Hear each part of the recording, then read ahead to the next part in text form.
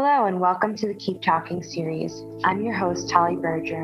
I work as a prevention educator with the Office of Case Management here at CU Denver. Keep Talking is a recorded audio series aimed at decreasing societal, campus, and perceived stigma around mental health. The goal of this series is to normalize conversations around mental health and increase help-seeking behavior with mental health professionals, staff, faculty, and peers. Resources on and off campus are provided at the end of each episode. In each episode, individuals within our community share their experience with mental health. Volunteers were encouraged to share their narrative through spoken word, slam poetry, storytelling, and art. There is power in sharing your own narrative and proof that we are not alone in our experiences. All volunteers have given consent to share their stories. I thank all volunteers for their bravery and ask the listeners for their compassion. Thank you for listening. On today's episode, Ian Vincent joins us and speaks about his experience with mental health. Ian is currently a case manager with the Office of Case Management and has received his Master's of Social Work from the University of Denver and his bachelor's degree from Western Washington University. Ian's story highlights his experience with loss and becoming a caretaker to the people close to him, while neglecting his own processing and mental health. Ian discusses his experience with suicide prevention and how therapy has impacted him in a positive light. Please note that this episode contains discussions about suicide and the death of loved ones. If you want to avoid this content, skip to the end of the episode to hear available resources. If you find yourself triggered by this discussion, please use the mental health resources listed towards the end of the episode. Ian, thank you for joining us today. Yeah, thank you so much for having me. It's really exciting to kind of speak with the campus community about just my experience kind of navigating my own mental health, how that kind of helped set me on this trajectory for this profession, and how I eventually just kind of ended up back here at the university. So before I kind of dive into my own personal experience, I think it's really important to kind of point out, I will be talking about how I navigated both personal loss, loss through suicide. So I want to address those trigger warnings, but I also want to kind of point out, just kind of labeling it that, like, that's not going to be the most helpful trigger warning. I think trigger warnings kind of appear in a lot of different ways. So I'm going to be talking about just kind of this feeling of isolation, feeling of loss of direction, just this loss of like having positive role modelship and mentorship. So kind of bear in mind with that as I kind of go through my story, and just kind of check in with yourself and know that it's okay to kind of walk away from your screen. I know that we're all kind of watching this in our own environments, but just know it's okay to kind of pull away if you notice that what I'm saying may kind of hit home for you. So my story is a little different. I've never been diagnosed with a mental health issue or anything, but my story kind of speaks a little bit more to neglecting your mental health and how I kind of learned to pay more attention to that. I grew up in sort of like this more traditional blue collar type family. We never talked about mental health. Like, feelings and emotions were never something that were kind of addressed in my family, especially amongst the men in my family. So kind of learning like how to navigate grief and loss was a difficult kind of experience for me, but I'll get to that sort of later. So my story kind of begins probably in high school. My senior year of high school, like, I had no idea what I wanted to do in terms of like study in school, what I wanted to do job wise. I barely scraped by in high school. So going to college like didn't make a whole lot of sense to me. It kind of just seemed like that next step in life, so to speak. So I decided to kind of go the community college route just to knock out those general education credits and just kind of hope that I would kind of get some sort of guidance of what I wanted to do. But of course, like, you know, we kind of think of like choosing a career or a major is sort of like a dartboard, but I couldn't even find the dart to throw at it. So I just felt so overwhelmed, and that eventually kind of just pushed my time in community college like even further. So once I eventually did graduate with my associates and made the decision to go to university, I showed up at age 21, decided to live in the dorms just because it was kind of that feeling of like, oh, I missed out on the college experience. Like, how am I supposed to make friends? Like, I'm going to move into the dorms and that's how I'm going to meet people. But I didn't really know what to expect. And then showing up at age 21 and living with a bunch of 18 and 19-year-olds who had it was their first time moving away from home. It just felt very out of place for me. And there wasn't really this huge connection, or there was a little bit of a disconnect, I should say. We still bonded more so than I have with any other group of guys. So that was like this really incredible sense of just community feeling. But I kind of felt like I was almost taking on this like big brother role with everybody. And that ultimately became really unhealthy for me. Even though I felt this great sense of community, it eventually became harmful for me. And what had happened was around the spring, we lost one of our floor mates to suicide. I was sort of one of the last people that he had talked with. So for me, kind of knowing that I was one of the last people to speak with him, but also this like sense of being the floor's big brother, that really like was hard for me to kind of navigate. And I kind of took on almost this like caretaker role with everybody else, where I was willing to kind of address their concerns, their needs, but was just completely withdrawn from my own. So that had happened in the spring, and then summer was slowly kind of rolling around, and I was spending my summers commercial fishing in Alaska. That was how I was able to kind of afford to go to school. And while I was away, my step grandfather had passed away. So I kind of came back to school in the fall after recently suffering these two losses that I just kind of was trying to process without really addressing it. And if folks have kind of gone through that grief and loss period, they may be able to kind of relate to that a little bit. So I was kind of just going through the motions with school. And then suddenly my grandmother passed away Christmas Eve.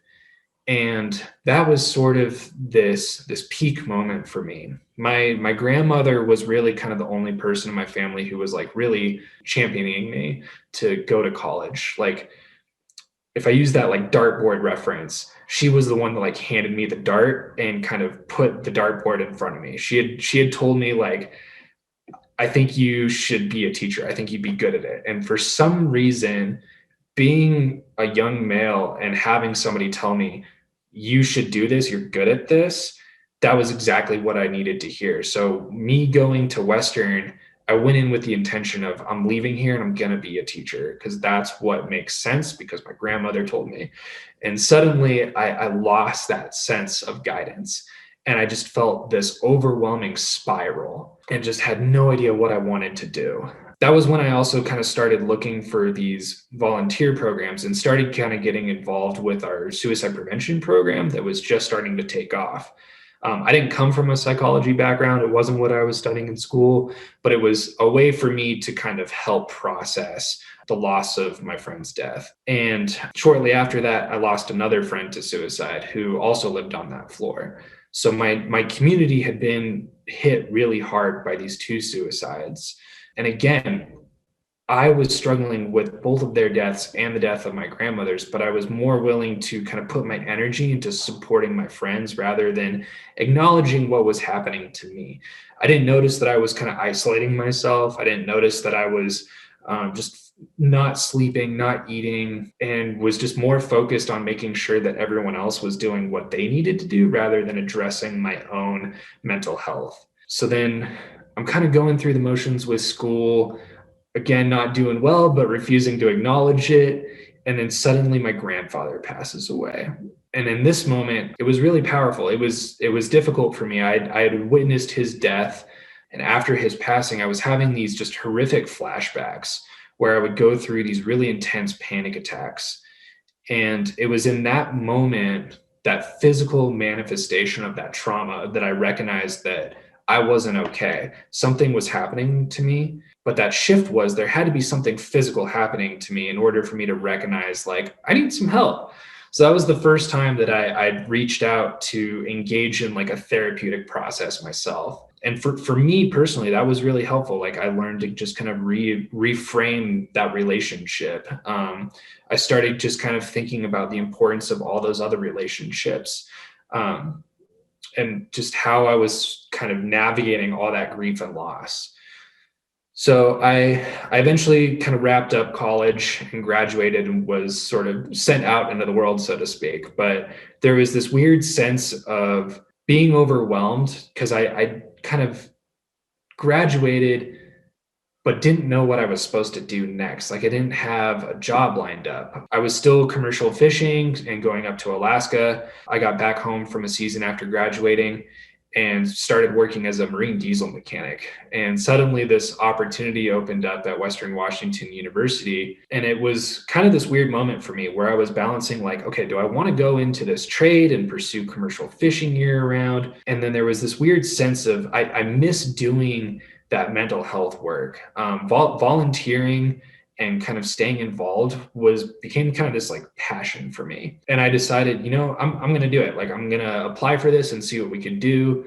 I had always struggled in school. So there was this weird like association going on in my head of like, why would you work in a school when you barely succeeded in school? But it was kind of this weird, like almost like motivation for me just to see like, how far can we go with this? So I went for it and was working at Western for a few years. And, it was interesting. Like my role was kind of this like prevention and health education combination.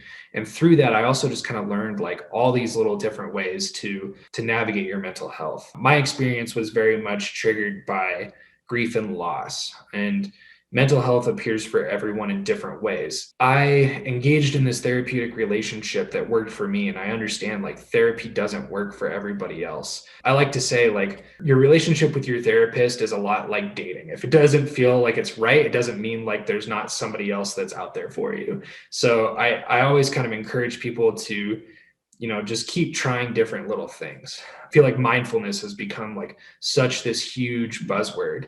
I had given mindfulness a shot. It never really worked for me until I was learning and teaching these anger management skills.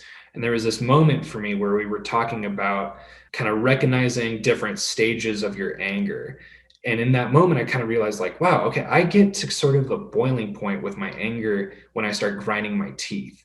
And for me, that became this huge moment of like, really paying attention to things that were going on in my body, not just like with anger, but also just like hiking and walking around. I'm able to kind of pay more attention to like what's happening internally, even like just day-to-day operations with work. I'm kind of noticing like, okay, like my breathing's picking up, my back is slouched. I need to take a break and walk away, and just kind of like learning those little tips and tools and learning to kind of incorporate them into the bigger life picture has been just so helpful for me. But again, it's just kind of my experience and everyone's different. But I want to encourage folks to just kind of play around with that and see what works for them. Mental health is not like a one size fit all for everybody. Thank you, Ian. Thank you for sharing your experience with us and for sharing what you've been through and how you've overcome it.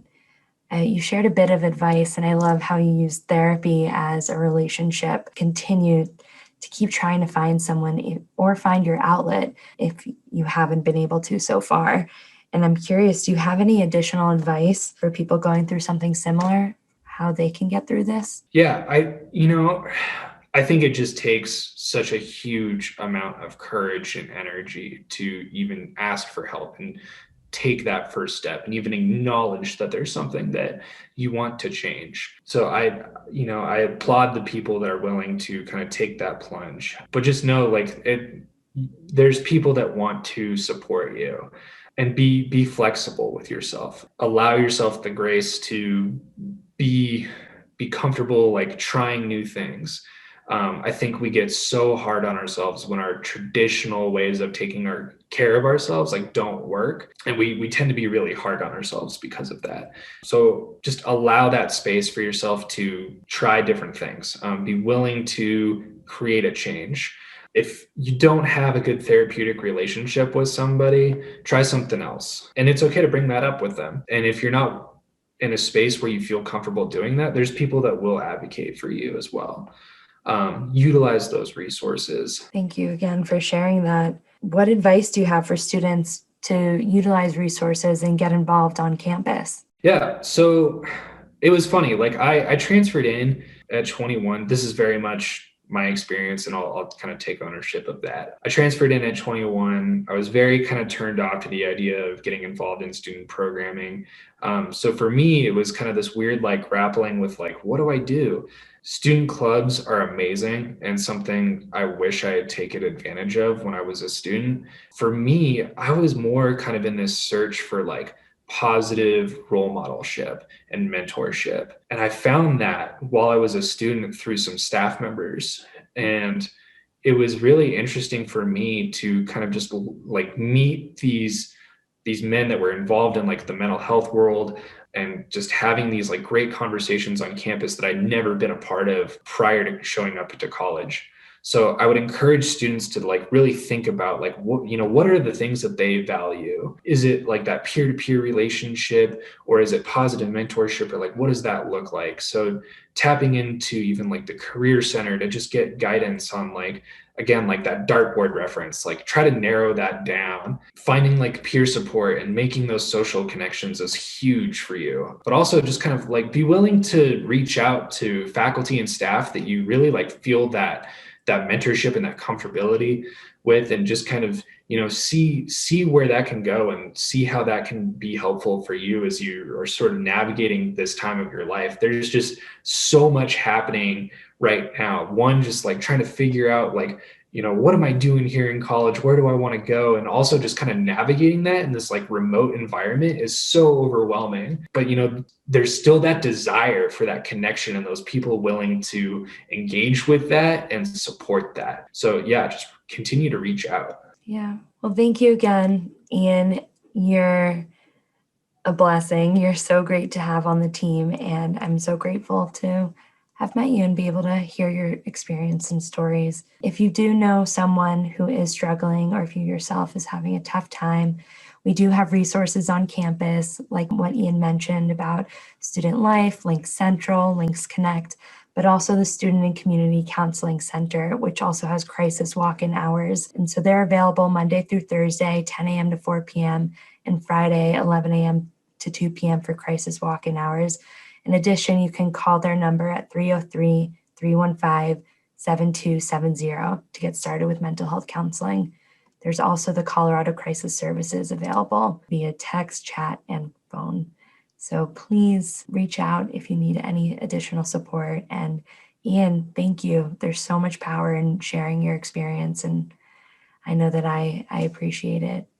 And it has encouraged me to definitely seek out support. Yeah, thank you so much for hosting. No, it's exciting to be part of the event, and I'm excited to be here at the university. Ian disclosed that he's been practicing lots of recreational self-care by hiking and fly fishing in Colorado. Ian leans on friends and relies on supervision and support from his team to gain confidence in this work. Thank you again, Ian, for your bravery and willingness to share your story. If you or someone you know is having a similar experience to Ian, you are not alone. There are resources on and off campus that you can connect with. Thank you again to the Office of Case Management and our partners, the Phoenix Center, Student Life and Campus Community, Active Minds, Auraria Recovery Community, Student and Community Counseling Center, and CU Denver's Digital Strategies team. Please complete the survey at the end of each episode and enter to win an appreciation item. The survey will be listed in the description of each episode. Finally, thank you to all of our volunteers for your bravery, and thank you all for listening.